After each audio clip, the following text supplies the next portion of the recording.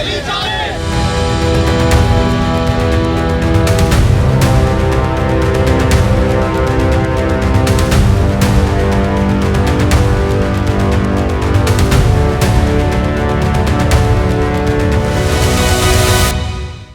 Friends, welcome to Pallavi TV. Benefits retirement employees రావాలని చెప్పి చాలా సందర్భాల్లో ధర్నాలు చేస్తున్నారు, ఆందోళనలు చేస్తున్నారు. చలో రాజ్‌భవన్, చలో ఇందిరా పార్క్ ఇలా చాలా ఆందోళనలు చేశారు. రీసెంట్‌గా మార్చి 2వ తేదీన కామారెడ్డి ఎమ్మెల్యే వెంకటరమణారెడ్డి ఆధ్వర్యంలో నిరాహార దీక్ష కూడా చేశారు రిటైర్మెంట్ ఉద్యోగులు. అయితే అయినా ప్రభుత్వం పరిష్కారం చూపట్లేదని చెప్పి, రిటైర్మెంట్ బెనిఫిట్స్ ఇవ్వట్లేదు అని చెప్పి రిటైర్డ్ ఉద్యోగులు, ఉపాధ్యాయులు ఆందోళన వ్యక్తం చేస్తున్న పరిస్థితి. వీటన్నిటి గురించి మనతో మాట్లాడడానికి ఉన్నారు రిటైర్మెంట్ ఎంప్లాయీస్ బకాయిల సాధన సమితి రాష్ట్ర కార్యవర్గ సభ్యులు కందుకూరి దేవదాస్ గారు. నమస్తే సార్. నమస్తే అండి.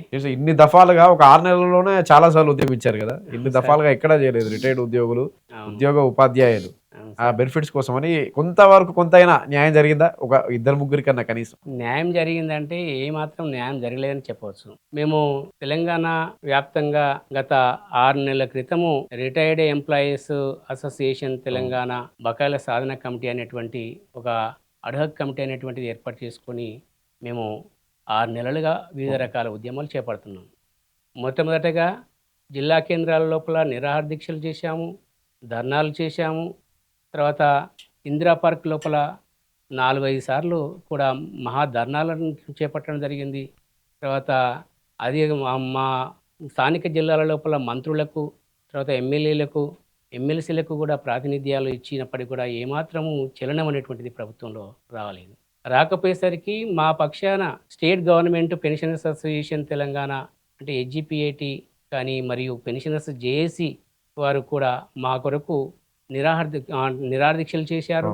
తర్వాత ఇందిరా పార్క్ వద్ద ఆగస్టు 11న మా పెద్ద ఎత్తున మహాధర్నా చేపట్టడం జరిగింది. అదేవిధంగా నవంబర్ 17న కూడా ఇందిరా పార్క్ వద్ద పెన్షనర్స్ జేఏసీ పక్షాన మేము పెద్ద మహాధర్నాను చేపట్టడం జరిగింది. తర్వాత డిసెంబర్ 24న కూడా మేము అన్ని జిల్లా కేంద్రాల లోపల నిరాహార దీక్షలు చేపట్టడం జరిగింది. చివరికి మా అసోసియేషన్ పక్షాన మేము చలో అసెంబ్లీ అనేటువంటిది జనవరి 5వ తేదీన మేము పిలుపునివ్వడం జరిగింది. ఆ చలో హైదరాబాద్ పిలుపునిచ్చి అసెంబ్లీకి మేము రాష్ట్ర వ్యాప్తంగా అన్ని జిల్లాల నుండి దాదాపుగా 3-4 వేల మంది ఉపాధ్యాయులు మేము అసెంబ్లీ ముట్టడించడానికి రావడం జరిగింది. వచ్చిన తర్వాత మమ్మల్ని అందరినీ కూడా వెంటనే పోలీసు వాళ్ళందరూ కూడా మమ్మల్ని చుట్టుముట్టి వెంటనే వచ్చిన వారందరినీ కూడా వ్యాన్లలో ఎక్కించుకుంటూ తర్వాత చాలా విమర్శం సృష్టిస్తూ తర్వాత మమ్మలను ఇష్టం వచ్చిన విధంగా వాళ్ళు ప్రవర్తిస్తూ తర్వాత చివరికి పోలీస్ స్టేషన్లకు మమ్మలను నిర్బంధించడం జరిగింది. ఆ విధంగా చేసినప్పటికీ అదే రోజు అసెంబ్లీ లోపల కామారెడ్డి ఎమ్మెల్యే వెంకటరమణారెడ్డి గారు వారు మా యొక్క రిటైర్డ్ వాళ్ళ యొక్క రిటైర్మెంట్ బకాయిలు చెల్లించాలని, ఉద్యోగుల యొక్క పెండింగ్ బకాయిలు చెల్లించాలని వారు ఆ రోజు అసెంబ్లీ లోపల ప్రకటించడం జరిగింది. ప్రకటించి వారు ఏమన్నారంటే మార్చి 1 వరకు కనుక రిటైర్మెంట్ బకాయిలు అనేటువంటిది చెల్లించని పక్షం లోపల నేను మార్చి 2వ తేదీ నుండి నిరాహార దీక్ష చేస్తానని వారు ప్రకటించడం జరిగింది. ఆ మేరకు మేము కూడా మధ్యలో వారికి సంఘీభావం ప్రకటించుకుంటూ తర్వాత జనవరి 27వ తేదీన కూడా వారు ఒకరోజు మా కొరకు రిటైర్మెంట్ బకాయిలు చెల్లించాలని వారు ఇందిరా పార్క్ వద్ద మహాధర్నా చేపట్టడం జరిగింది. ఆ ధర్నాలో కూడా మేము సంఘాలకు అతీతంగా, రాజకీయాలకు అతీతంగా, పూర్వ సిద్ధాంతాలకు అతీతంగా ఏ పార్టీకి చెందినటువంటి వారిగా మేము వారికి ఆ సంఘీభావంగా మేము మహాధర్నా లోపల కూడా మేము పాల్గొనడం జరిగింది. ఆ పాల్గొని తర్వాత చివరికి వారు ప్రకటించిన మేరకు మార్చి 1 లోపల రిటైర్మెంట్ బకాయిలు చెల్లించనట్లయితే నేను నిరాహార దీక్ష చేస్తాను, అవసరం అనుకుంటే ఆమరణ నిరాహార దీక్ష చేస్తానని వారు అసెంబ్లీలో ప్రకటించడం జరిగింది. తర్వాత ప్రెస్ మీటింగ్లో చెప్పడం జరిగింది. ఆ మేరకు వారు 2వ తేదీ నుండి 5వ తేదీ వరకు 4 రోజులు మేము నిరాహార దీక్ష చేస్తామని వెంకటరమణారెడ్డి గారు వారు ప్రకటించి అతను ఏసీపీకి వారికి కమిషనర్ గారికి వారు ఆ నిరాహార దీక్షకు పర్మిషన్ కొరకు అప్లై చేస్తే పర్మిషన్ 4 రోజులు ఇవ్వకుండా కేవలం ఒకే రోజుకు నిరాహార దీక్షకు అవకాశం ఇవ్వడం జరిగింది. ఆ రోజు కూడా మేము పెద్ద ఎత్తున రాష్ట్ర వ్యాప్తంగా అన్ని జిల్లాల నుండి మేము బాధిత పెన్షనర్లుగా మేము అందరం కూడా పాల్గొని తర్వాత ధర్నాలో ఆ నిరాహార దీక్ష లోపల వారు వెంకటరామరెడ్డి చేసినటువంటి నిరాదీక్షలో కూడా మేము కూడా పాల్గొని మేము బాధితులుగా మేము నిరాదీక్షలో పాల్గొనడం జరిగింది. మేము రాజకీయాలతో సంబంధం లేదు, ఏ పార్టీకి సంబంధం లేదు. మా సమస్య కొరకు మా రిటైర్మెంట్ బకాయిలు చెల్లించాలని ఎవరైతే పోరాటం చేస్తారో వారికి మద్దతుగా మేము నిలవాలని, తర్వాత మా సంఘీభావం తెలిపాలని మేము ఆ రోజు ఆ నిరాదీక్షలో మేము పాల్గొనడం జరిగింది. తర్వాత అప్పటి నుండి కూడా ఇప్పటి వరకు కూడా ఏమాత్రము ప్రభుత్వం స్పందించడం లేదు. తర్వాత కనీసం కొంతమందికి సంబంధించిన బకాయిలు కూడా విడుదల చేసిన పరిస్థితి లేదా? అదే సార్, గత ఫిబ్రవరి లోపల 700 కోట్లు రిలీజ్ చేశారు. 740 కోట్లు మేము రిలీజ్ చేశామని బట్టి విక్రమార్క గారు వాళ్ళు పేపర్ ప్రకటన ఇచ్చుకోవడం జరిగింది. రిటైర్మెంట్ వాళ్ళకా లేకపోతే ఉద్యోగులకు సంబంధించిన పిఆర్సీలు ఇవి రెండు కలిపి ఉంటాయి? అదే సార్, 740 కోట్లలో కాంట్రాక్టర్ వాళ్ళకే 425 కోట్లు వాళ్ళ బకాయిలు ఉంటాయి కాంట్రాక్టర్ వాళ్ళకే. ఆ కాంట్రాక్టర్ వాళ్ళకి ఇస్తే ఏమవుతుందంటే వాళ్ళు కొంతమంది కమిషన్ ఇచ్చిన వాళ్ళకి ఇచ్చుకొని వాళ్ళు రిలీజ్ చేసుకుంటారు కాంట్రాక్టర్ వాళ్ళు. అదే కనుక రిటైర్మెంట్ వాళ్ళకు ఇచ్చినట్లయితే మేము కమిషన్ ఇవ్వం కదా, కాబట్టి మాకు రిలీజ్ చేయడం ఈ బాధ్యత బరువు కూడా తగ్గిపోతుంది కదా వీళ్ళకి రిలీజ్ చేస్తుంటే. అదే కాబట్టి ఆ విధంగా మాకు కేవలం 215 కోట్లు మాత్రమే మాకు అక్కడ రిలీజ్ చేయడం జరిగింది. ఆ 215 కోట్లు అనేటువంటిది ఎవరికి వచ్చినాయి అంటే కేవలం గ్రాట్యుటీ మాత్రమే మాకు ఈ ఫిబ్రవరి లోపల రావడం జరిగింది. ఆ గ్రాట్యుటీ ఎవరికి అంటే మార్చి 2024లో రిటైర్డ్ అయ్యి మార్చిలో రిటైర్డ్ అయినటువంటి వారికి, తర్వాత ఏప్రిల్లో రిటైర్డ్ అయినటువంటి వారికి, కొంతమందికి మే రిటైర్ అయినటువంటి వారికి, కొంతమందికి ఒక 3 నెలలలో రిటైర్డ్ అయిన వారికి కేవలం గ్రాట్యుటీ మాత్రమే 16 లక్షలు అనేటువంటిది విడుదల చేయడం జరిగింది. అంటే ఇంకా జూన్ నుండి ఇప్పటి వరకు అంటే దాదాపుగా ఇంకా 21 నెలల మంది అందరికీ గ్రాట్యుటీ రావాల్సి ఉన్నది. ఎంతమంది ఉన్నారు ఇంకా ఇట్లా బెనిఫిట్స్? 18,000 మంది ఉన్నారా నిజంగానే? డిప్యూటీ సీఎం బట్టి విక్రమార్క గారు అసెంబ్లీలో వాళ్ళు ప్రకటించిన మేరకు డిసెంబర్ 2025 వరకు రాష్ట్ర వ్యాప్తంగా ఉద్యోగులు కానీ ఉపాధ్యాయులు కానీ 20,500 మంది రిటైర్ అయినారు అని వారు ప్రకటించడం జరిగింది. ఇక జనవరి 2026 నుండి జనవరి 2026 తర్వాత ఫిబ్రవరి 2026 ఆ 2 నెలలు కూడా దాదాపుగా 600-700 మంది అంటే చొప్పున వేసుకున్నా కానీ 1,500 మంది అవుతారు. ఆ 1,500 మంది తర్వాత 20,500 మంది అంటే దాదాపుగా 22,000 మంది ఇప్పటికీ రిటైర్మెంట్లు అనేటువంటిది. ఎంతమందికి వచ్చి ఉండొచ్చు? ఒక 2,000 మంది కన్నా బకాయిలు చెల్లించారా? అదే సార్, కొంతమందికి వచ్చినాయి, దానికి ఒప్పుకోవాలి. ఎందుకంటే కొంతమందికి ఏ విధంగా వచ్చినాయి అంటే కొంతమంది కమిషన్లు ఇచ్చి తెచ్చుకున్నారు, కోర్టులకు కూడా వెళ్ళినట్టు, కొంతమంది కోర్టు కూడా వెళ్ళిండ్రు. ప్రారంభం లోపల దాదాపుగా 2-3 మేము రిటైర్డ్ అయిన వెంటనే మాకు రిటైర్మెంట్ బకాయిలు చెల్లించాలి. మాకు రావాల్సినటువంటి బకాయిలు అన్నీ కూడా రిటైర్మెంట్ బకాయిలు వెంటనే చెల్లించాలి. కానీ రిటైర్మెంట్ బకాయిలు అనేటువంటిది ఇవ్వకుండా ప్రభుత్వం తాత్సారం చేస్తూ ఉన్నటువంటి క్రమం లోపల దాదాపుగా 2-3 నెలలు రిటైర్డ్ అయిన తర్వాత మార్చి 2024లో ప్రారంభమైతే రిటైర్మెంట్లు, తర్వాత మే వరకు జూన్ వరకు కూడా చాలా మంది వేచి చూసింది అప్పుడు వాళ్ళు, అంటే మాకంటే సీనియర్లు. అయితే అయినా వాళ్ళకు రాలేదు. రాకపోయేసరికి వాళ్ళు ఏం చేశారంటే విధి లేక వాళ్ళు రాష్ట్ర హైకోర్టు హైకోర్టుకు ఆశ్రయించడం జరిగింది. ఆశ్రయించినప్పుడు ఆ హైకోర్టు ఏం చేసేదంటే వెంటనే 6 వారాల లోపల వీళ్ళకు ఆ రిటైర్మెంట్ బకాయిలన్నీ వెంటనే చెల్లించాలని వాళ్ళు ఆదేశాలు ఇస్తే గౌరవ హైకోర్టు వెంటనే వారికి అప్పుడు చెల్లించడం జరిగింది. తర్వాత 2-3 నెలలకు మళ్ళీ కోర్టు పోయినటువంటి వాళ్ళకే ఇస్తున్నారు. ఇంకా మిగతా వాళ్ళకి ఏ విధంగా వస్తున్నాయి అంటే రాజకీయ నాయకులు, మినిస్టర్లు కానీ, తర్వాత ఎమ్మెల్సీలు కానీ, తర్వాత మిగతా పైరవులతోటి, వ్యక్తిగత పైరవులతోటి వాళ్ళు కమిషన్లు ఇచ్చుకొని దాదాపుగా వాళ్ళు కొంతమంది తెచ్చుకోవడం జరిగింది. అంటే తర్వాత ఇక కోర్టు ఆదేశాలను కూడా ప్రభుత్వము మళ్ళీ పాటించడం లేదు. పాటించకుండా తర్వాత చివరికి ఏం చేశారంటే కోర్టు ఆదేశాలను కూడా ఇవ్వకుండా కాలయాపన చేస్తుండేసరికి చివరికి కాంటెంప్ట్ ఆఫ్ ది కోర్టు కూడా చాలామంది వెళ్ళడం జరిగింది. కాంటెంప్ట్ ఆఫ్ ది కోర్టు వెళ్ళిన వారికి కొంతమందికి ప్రారంభ లోపల ఇచ్చిండ్రు. తర్వాత ఈ కాంటెంప్ట్ ఆఫ్ ది కోర్టుకు ఇక చాలామంది ఇక రిటైర్మెంట్లో ప్రతి నెల పెరుగుతూనే ఉన్నారు కాబట్టి ఆ వచ్చేటువంటి సంఖ్య పెరుగుతున్నది కాబట్టి ఇక చాలామంది కాంటెంప్ట్ కేసు మళ్ళీ వేయడం జరిగింది. ఆ కాంటెంప్ట్ ఆఫ్ ది కోర్టులు కూడా ఇప్పటి వరకు 1000 మందికి కాంటెంప్ట్ కేసు అనేటువంటిది వేశారు. వారికి కూడా ఇంతవరకు ఆ కాంటెంప్ట్ కేసుని వేసిన వాళ్ళకు రాలేదు. ఇప్పటి వరకు మొన్న మార్చి 23 ఈ రాబోయేటువంటి మార్చి 23కు చాలామంది కాంటెంప్ట్ కేసులను కూడా ఆ రోజు గౌరవ హైకోర్టు అనేక సార్లు వాయిదాలు వేసుకుంటూ వచ్చి చివరికి 8 సార్లు కూడా వాయిదాలు వేసుకుంటూ వచ్చి మళ్ళీ మార్చి 23వ తేదీకి ఆ ఆ యొక్క వాయిదా కాంటెంప్ట్ కేసు వాయిదా వేయడం జరిగింది. నేను డిసెంబర్లో హైకోర్టుకు వెళ్ళాను. హైకోర్టుకు వెళ్తే నాకు కూడా ఆ జడ్జిమెంట్ వచ్చింది. జడ్జిమెంట్ వచ్చిన తర్వాత 6 వారాల తర్వాత మళ్ళీ నేను కాంటెంప్ట్ కేసు వేయడం జరిగింది. ఫిబ్రవరి 27న నా కాంటెంప్ట్ కేసు ఉండే. ఆ ఫిబ్రవరి 27 నుంచి మళ్ళీ 13 నిన్న మార్చి 13కు పోస్ట్ పోన్ చేసిండ్రు. ఆ పోస్ట్ పోన్ కూడా నిన్న మళ్ళీ నా కేసు మళ్ళీ 3 వారాలు వాయిదా వేశారట. అంటే ఇది ఈ ప్రభుత్వాన్ని ఏమని అర్థం చేసుకోవాలి? గౌరవ హైకోర్టు ఈ యొక్క న్యాయపరంగా రావాల్సినటువంటి ఆ యొక్క అంశాలన్నిటి కూడా హైకోర్టు చూస్తుంది. ఆ హైకోర్టు కూడా ఆదేశించినప్పటికీ కూడా ఈ ప్రభుత్వము మాకు చలనం లేదు. మాకు డబ్బులు మాకు రావాల్సినటువంటి న్యాయంగా రావాల్సినటువంటి బకాయిలను చెల్లించడం. 35 ఏళ్ళు పనిచేశారు టీచర్ నుంచి హెడ్ మాస్టర్ ప్రిన్సిపల్ స్థాయి వరకు. అవును సార్. ఇన్నేళ్ల సర్వీసు ఉమ్మడి ఏపీలోనే చాలా ఎక్కువ ఏళ్ళు పనిచేసి ఉంటారు. అవును. తెలంగాణ ఏర్పడి 12 ఏళ్ళు అవుతుంది. ఉమ్మడి ఏపీలోనే చేసి ఉంటారు.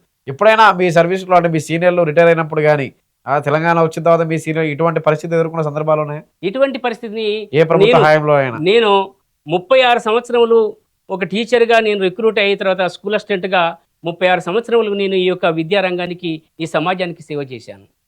నా అనుభవం లోపల నా 36 ఏళ్ళ సర్వీస్ లోపల ఇంతవరకు కూడా ఇలాంటి దౌర్భాగ్య స్థితిని నేను ఎప్పుడు కూడా చూడలేదు. ఎప్పుడు కూడా రిటైర్మెంట్ అయిన తర్వాత ఆ రిటైర్మెంట్ డబ్బులు అనేటువంటివి వెంటనే రిటైర్మెంట్ అయిన తర్వాత నెలకే ఎప్పుడైతే బిల్ సబ్మిట్ చేస్తారో అప్పుడే వెంటనే పడేది. ఏక మొత్తంలో అన్ని బిల్లులు కూడా ఒకేసారి వచ్చేది. తర్వాత ఆ విధంగా ఆ డబ్బులు అనేటువంటిది రిటైర్మెంట్ అవుతుంటే ప్రతి ఒక్కరు కూడా ఒక ప్రణాళిక వేసుకుంటారు. పిల్లల పెళ్లిళ్ళు చేద్దామని, తర్వాత ఒక ఇల్లు కట్టుకుందామని, తర్వాత ఆరోగ్యాన్ని బాగు చేసుకుంటామని, తర్వాత బ్యాంకు లోన్లు ఉన్నట్లయితే బ్యాంకులు ఈఎంఐలు కట్టుకుంటామని, తర్వాత బయట వారి దగ్గర అప్పులు తెచ్చుకున్నట్లయితే ఆ అప్పులకు చెల్లిస్తామని, తర్వాత ఈ విధంగా పిల్లలకు చదువులకు ఉన్నత స్థాయి చదువులకు కేటాయిస్తామని ఎన్నో ప్రణాళికలు పెట్టుకుంటారు.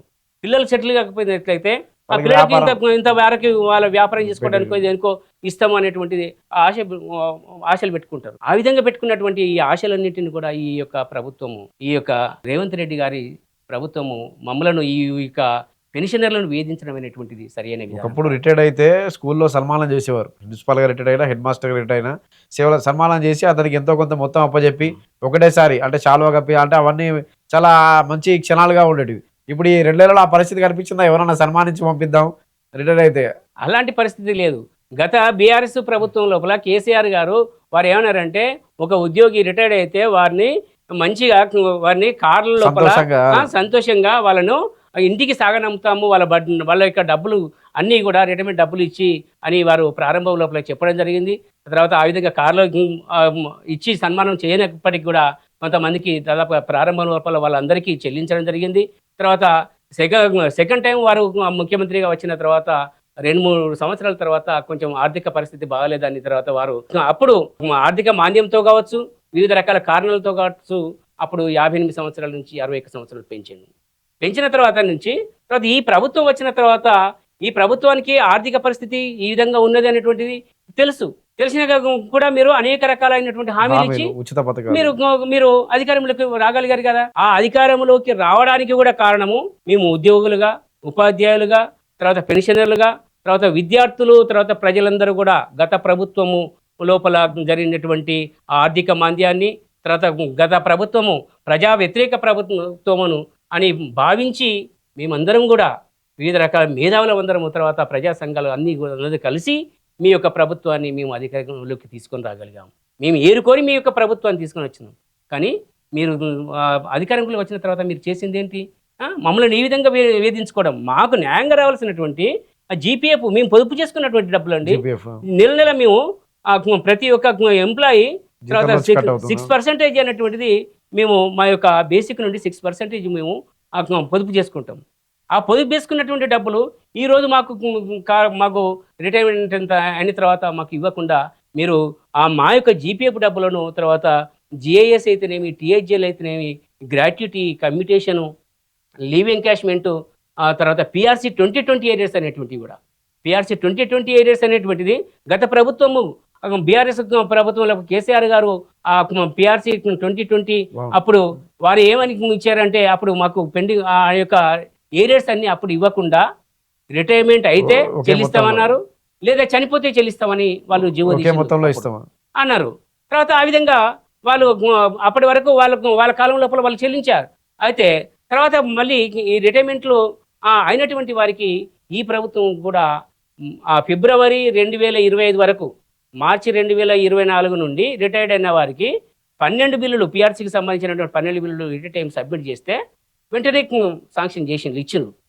తర్వాత అంటే ఫిబ్రవరి 2025 వరకు కూడా PRC arrears at a time 12 bill submit చేస్తే ఆ పిఆర్సీ ఏరియర్స్ ఇవ్వడం జరిగింది. ఇక మార్చి 2025 నుండి ఎవరైతే రిటైర్డ్ అయ్యారో తర్వాత ఏప్రిల్ 10వ తారీఖు వరకు బిల్లు పిఆర్సీ ఏరియర్స్ సబ్మిట్ చేసిందో అలాంటి వారికి వచ్చింది.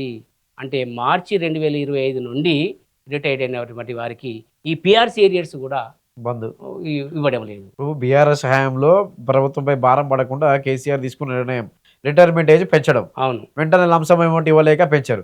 కానీ అదే సమయంలో నిరుద్యోగులు చాలా అభ్యంతరం వ్యక్తం చేశారు, అవును, ఖాళీలు ఏర్పడవు కదా. అవును. కానీ ఉపాధ్యాయ ఉద్యోగ సంఘాల నుంచి మరి మీరెందుకు అడగలేదు, ఎందుకు ఇది పెంచాల్సిన అవసరం అని చెప్పి సంబరపడినట్లే కదా అప్పుడంతా. ఇప్పుడు ఆ ఫలితం ఇప్పుడు అనుభవించట్లేదా? అప్పుడు మేము సంబరపడలేదు. ప్రభుత్వం కావాలని పెంచింది, అది హర్షం వ్యక్తం చేసినట్లే కదా ఉద్యోగ సంఘాలు. పోటాపోటీగా ఏపీ తెలంగాణ ప్రభుత్వాలు 41 చేస్తే ఆయన 62 అన్నట్టు, ఆర్టీసీ ఉద్యోగుల జీతాలు పిఆర్సీలు 13 అంటే 14 అన్నట్టు అట్లా.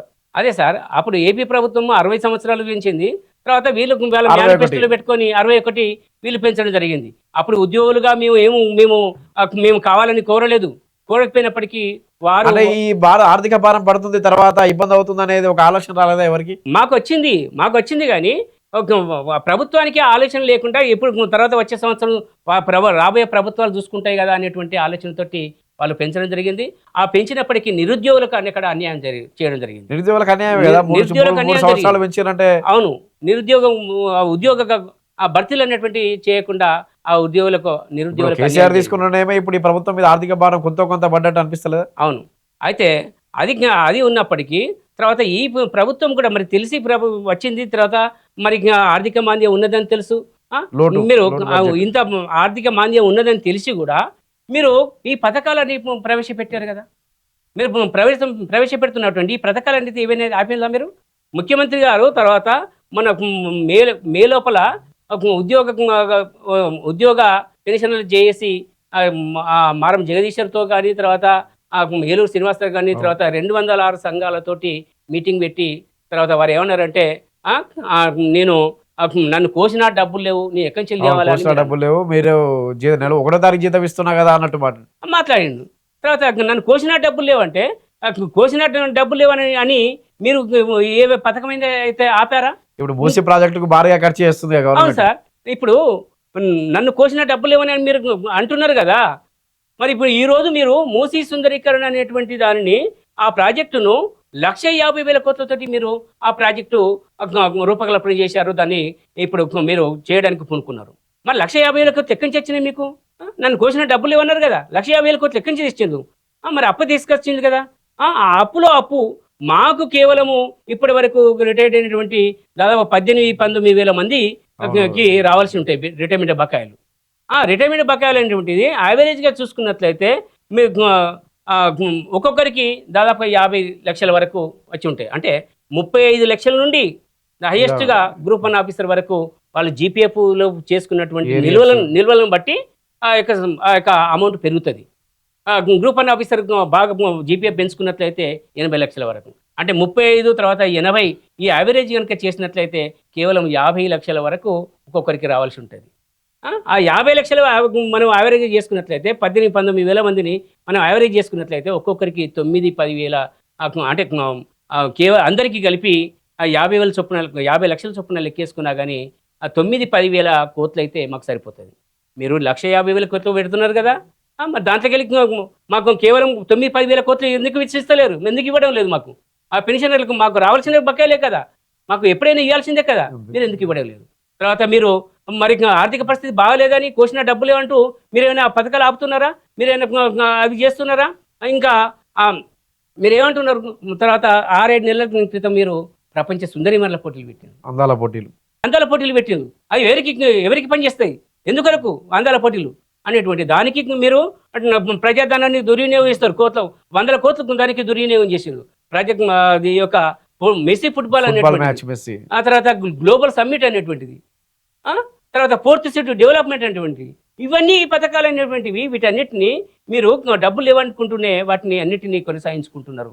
ఆ విధంగా ధనాన్ని కోట్ల కొలది ప్రజాధనాన్ని దుర్వినియోగం చేస్తున్నారు కదా. దాంట్లోకి వెళ్ళి మాకు ఇస్తే సరిపోదు, మా యొక్క పెన్షన్లకు ఇచ్చి మా ప్రాణాలను కాపాడండి. తర్వాత మీరు మొన్న వారం 5-6 రోజుల క్రితం కూడా మీరు ప్రకటించారు, కాలేజీ చదివేటువంటి విద్యార్థినులకు ఈవీ స్కూటీలు ఏంటండి?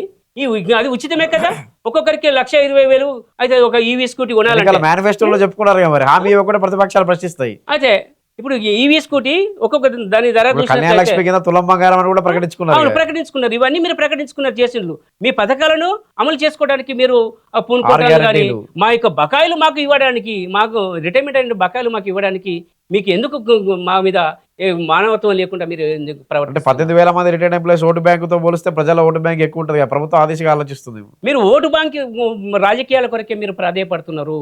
కానీ మా వల్లనే ఈ యొక్క ఉద్యోగ పెన్షనర్ల యొక్క ఆ యొక్క ఓట్ బ్యాంక్ అనేటువంటిది తర్వాత రాబోయేటువంటి కాలం లోపల ఏ విధంగా ఉంటుంది అనేటువంటిది మీరు రుచి చూస్తారు.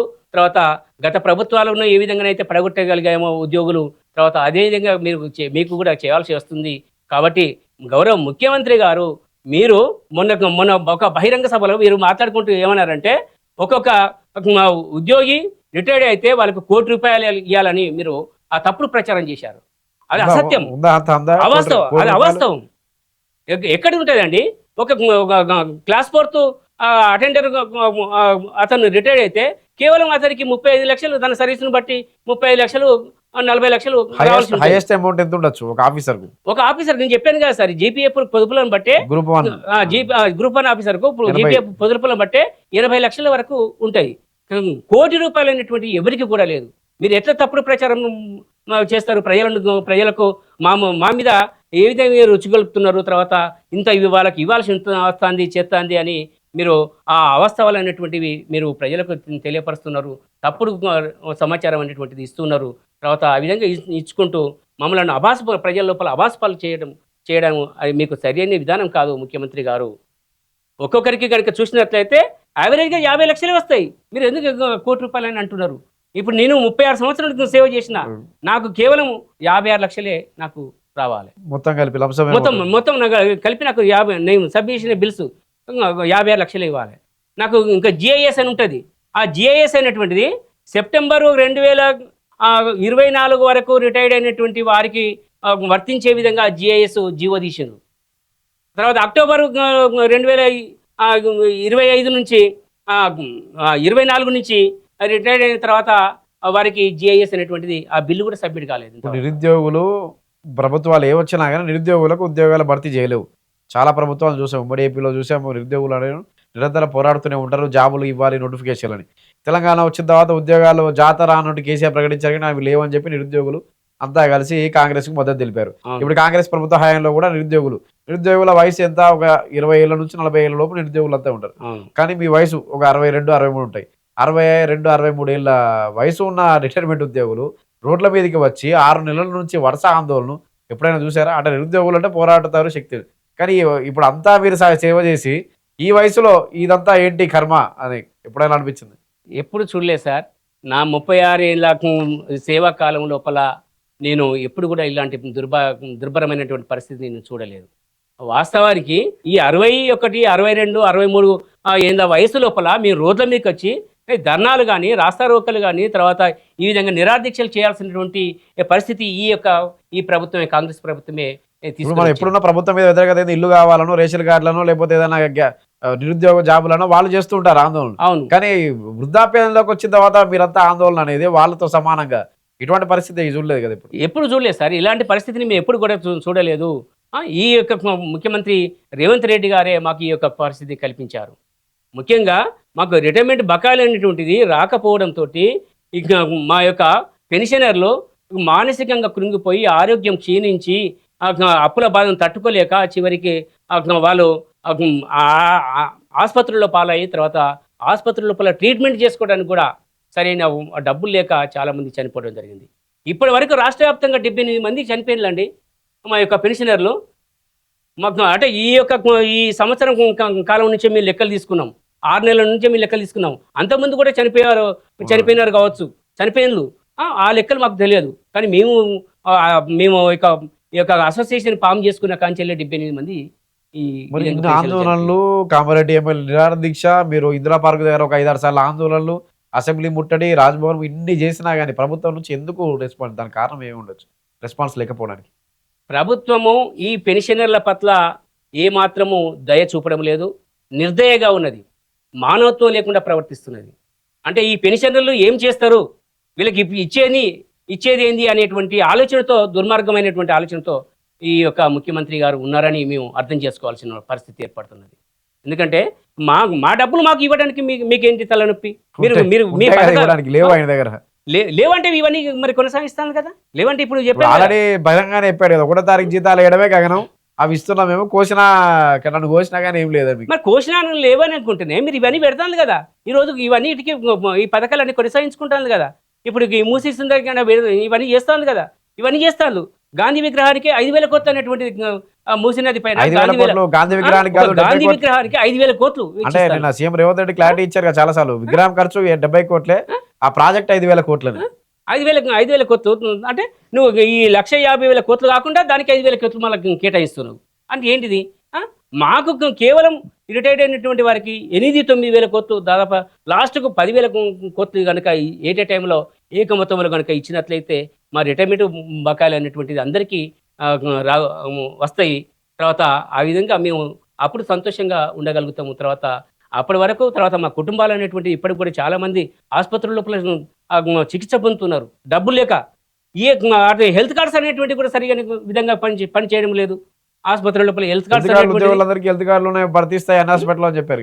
ఇప్పుడు మొన్న యానడు మా ఉద్యోగుల కాంట్రిబ్యూషన్ తోటి, పెన్షన్ల కాంట్రిబ్యూషన్ తోటి 1.5% మా దగ్గర నుంచి కాంట్రిబ్యూషన్ తీసుకొని దాన్ని అమలు చేస్తున్నారు. దానికి సంబంధించినటువంటి మార్గదర్శకాలు ఇంతవరకు రూపొందించలేదు. తర్వాత దానికి సంబంధించినటువంటివి 1.5% కనుక చొప్పున మేము లెక్కేసుకున్నట్లయితే 528 కోట్లు మేము చెల్లించాలి. తర్వాత ప్రభుత్వం కూడా వెంటనే 528 కోట్లు చెల్లించాలి. అవన్నీ కూడా ఒక ట్రస్ట్ కింద ఉండాలి. తర్వాత ఎట్ ఎ టైము అవన్నీ కూడా కార్పొరేట్ హాస్పిటల్కు మేము పోయిన వెంటనే మాకు ఆ యొక్క ఈహెచ్ఎస్ కార్డు చెల్లుబాటు ఏ విధంగా చూడాలి. తర్వాత వెంటనే ట్రీట్మెంట్ స్టార్ట్ కావాలి. తర్వాత అవుట్ పేషెంట్ అయినా కానీ ఆ యొక్క కార్డు చెల్లుబాటు అయ్యే విధంగా తీసుకొని వచ్చినప్పుడు మాత్రమే అది ఆ ఈహెచ్ఎస్ కార్డు అనేటువంటిది సఫలీకృతం అవుతుంది. కానీ లేకపోతే అది మళ్ళీ ఆ నిధులన్నీ కూడా ఇప్పుడైతే మా జీపీఎఫ్ నిధులు ఏ విధంగా పక్కదారి పట్టించారో వాటిని కూడా పక్కదారి పట్టించారని చాలా ఆరోపణలు ఉన్నాయి. ఎంప్లాయీస్ కి రావాల్సిన, రిటైర్మెంట్ ఎంప్లాయీస్ కి రావాల్సిన నిధులు పక్కదారి పట్టించి ప్రభుత్వ పథకాలకి ఇదంతా జరుగుతుంది నిజంగా. అదే జరుగుతున్నది కాబట్టి అవి కూడా మాకు రాకుండా ఆ యొక్క హెల్త్ కార్డు నిధులు కూడా పక్కదారి పట్టించవచ్చు. చివరగా ఇప్పుడు రిటైర్డ్ ఎంప్లాయీస్ బెనిఫిట్స్ సంబంధించి పక్కన పెడితే, ఆకునూరి మురళి విద్యా కమిషన్ చైర్మన్ ఏర్పాటైనప్పటి నుంచి ఆయన చైర్మన్గా ఉన్నారు విద్యా కమిషన్ నుంచి. ఆయన ఇచ్చిన నూతన విద్యా విధానానికి సంబంధించి చాలా విమర్శలు వస్తున్నాయి.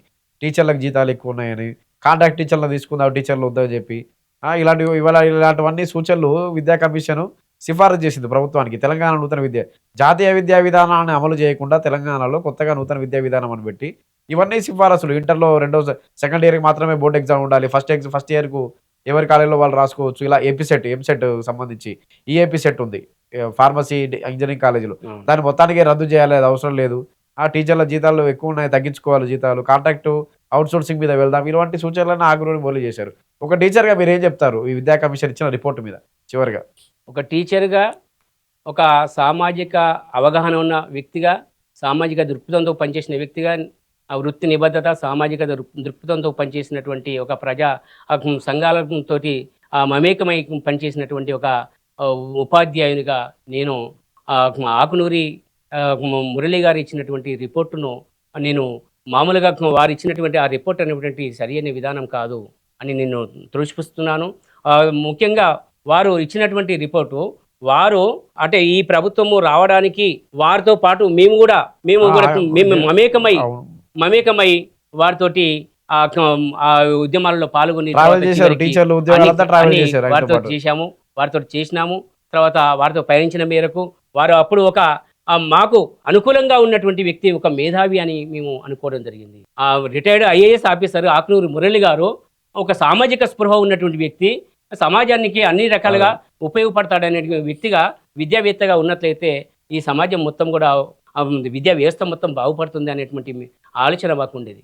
కానీ వారు ఇచ్చినటువంటి ఆ రిపోర్ట్ కనుక చూసినట్లయితే ఈరోజు ఉపాధ్యాయులకు వేతనాలు ఎక్కువగా ఉన్నాయి అని చేసినటువంటి ఆ యొక్క తప్పుడు ఆరోపణ ఏదైతుందో దాన్ని మేము ఖండిస్తున్నాము. దాన్ని ఖండిస్తున్నాం. వేతనాలు ఎక్కువగా ఉన్నాయి అన్నటువంటి దాన్ని. ఆ వేతనాలు అనేటువంటి ఏ విధంగా ఎక్కువ ఉంటాయి? సర్వీస్ను బట్టి యొక్క వేతనాలు ఉంటాయి కదా. సర్వీస్ కూడా టీచర్ల ప్రతిపాదారంగా సర్వీసు సీనియారిటీ ప్రకారం వద్దంటారు. అదే ఇప్పుడు సర్వీస్ ఆధారంగానే ఆ వేతనాలు అనేవి పెరుగుతుంటాయి. ఇప్పుడు ఉదాహరణకు గ్రూప్ 1 ఆఫీసర్ ఉంటాడు. ఆ గ్రూప్ 1 ఆఫీసర్ కంటే టీచర్ స్టార్టింగ్ బేసిక్ ఎక్కువ ఉంటుందా? దాన్ని ఏమాత్రం మీరు అర్థం చేసుకోలేరా? గ్రూప్ 1 గ్రూప్ 2 ఆఫీసర్లకు ఏ విధంగానైనా ఇది టీచర్ స్కేల్ కంటే ఎక్కువగా ఉంటాయి సేలరీస్. కాకపోతే సర్వీసులో సీనియర్ అయినట్లయితే ఉపాధ్యాయునికి వేతనము గ్రూప్ 1 ఆఫీసర్ కంటే కూడా డైరెక్ట్ వాళ్ళకంటే ఎక్కువగా ఉంటాయి. దాన్ని ఎక్కువగా ఉన్నాయి, టీచర్లకు వేతనాలు ఎక్కువ ఉన్నాయి, వాటిని తగ్గించాలి అనేటువంటి ఆ దుర్మార్గమైనటువంటి రిపోర్ట్ను మేము ఖండిస్తున్నాము. తర్వాత అదేవిధంగా మీరు ఏమన్నారు? రిక్రూట్మెంట్ అనేటువంటి టీచర్లు రిక్రూట్మెంట్ అనేటువంటి కాంట్రాక్ట్ పద్ధతిలో మీరు రిక్రూట్ చేసుకోవాలని అన్నారు. ఆ కాంట్రాక్ట్ పద్ధతి వద్దు, ఆ వెట్టి చాకిరి విధానమే వద్దు అని సుప్రీంకోర్టు కూడా చెప్పింది. చాలా సమాన పనికి సమాన వేతనం అనేది చెల్లించాలి, కాంట్రాక్ట్ నియామకాలు వద్దు, తర్వాత అందరినీ కూడా రెగ్యులైజేషన్ చేయాలి అనేటువంటి సుప్రీంకోర్టు గైడ్లైన్స్ కూడా ఉన్నాయి.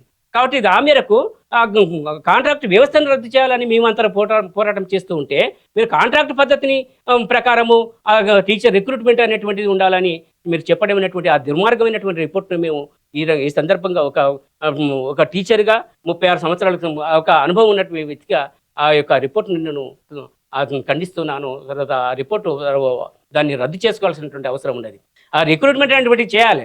తర్వాత ఇప్పుడు ఈరోజు ప్రైవేట్ స్కూల్ లోపల ఎల్కేజీ నుంచి యొక్క సిస్టమ్ ఉన్నది, నర్సరీ నుంచి ఎల్కేజీ నుంచి ఉన్నది. తర్వాత మొన్న అయినటువంటిది ఈ గవర్నమెంట్ పాఠశాల లోపల కొన్ని పాఠశాల లోపల కల్పించారు. తర్వాత అన్ని పాఠశాల లోపల ప్రీ ప్రైమరీ ఎడ్యుకేషన్ అనేటువంటిది కల్పించాలి. ప్రీ ప్రైమరీ టీచర్ను అంటే శాశ్వత ప్రాతిపదికన ఆ రిక్రూట్మెంట్ అటువంటిది తీసుకోవాలి. ఆ టీచరు ఇప్పటికీ కూడా టీచర్ పోస్టులుగా ఇప్పుడు మేము అందరం రిటైర్డ్ అయినటువంటి వారికి ఇప్పటికి 22,000 మంది రిటైర్డ్ అయినాం.